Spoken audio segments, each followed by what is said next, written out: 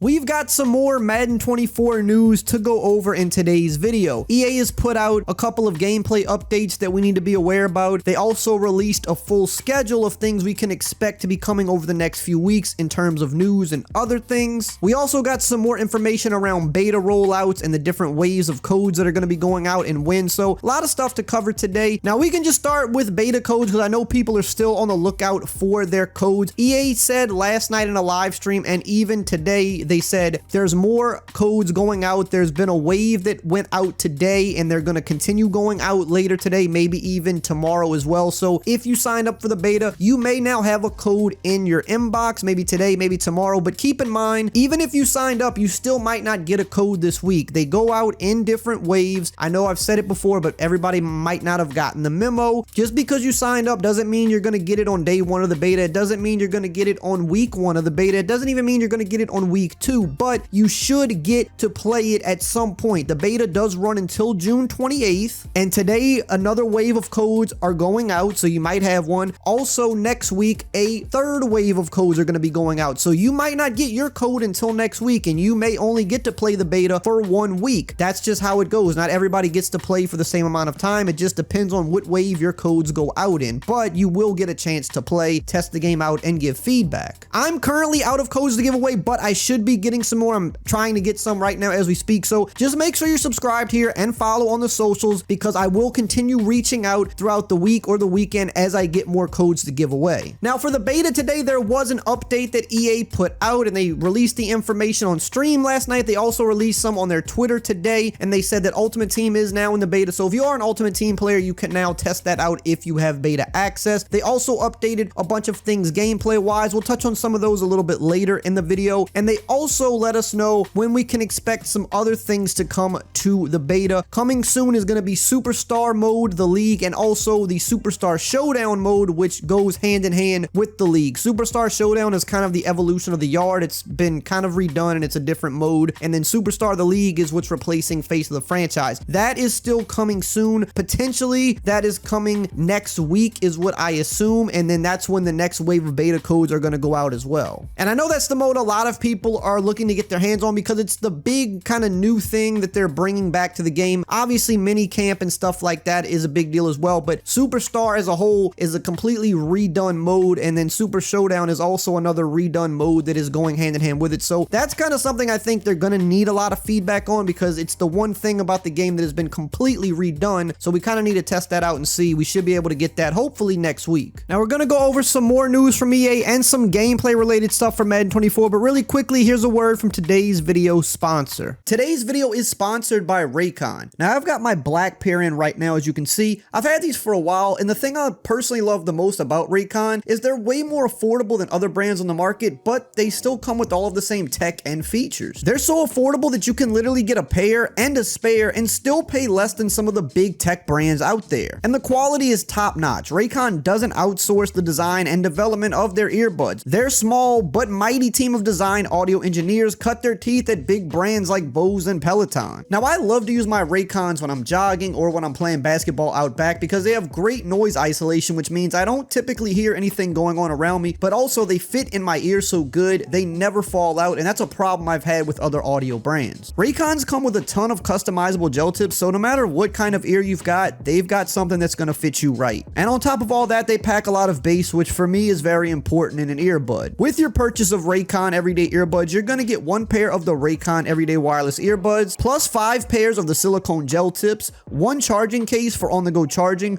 plus 1 charging cable cord. Click the link in the description box or go to buyraycon.com/Rayweather to get 15% off of your Raycon purchase.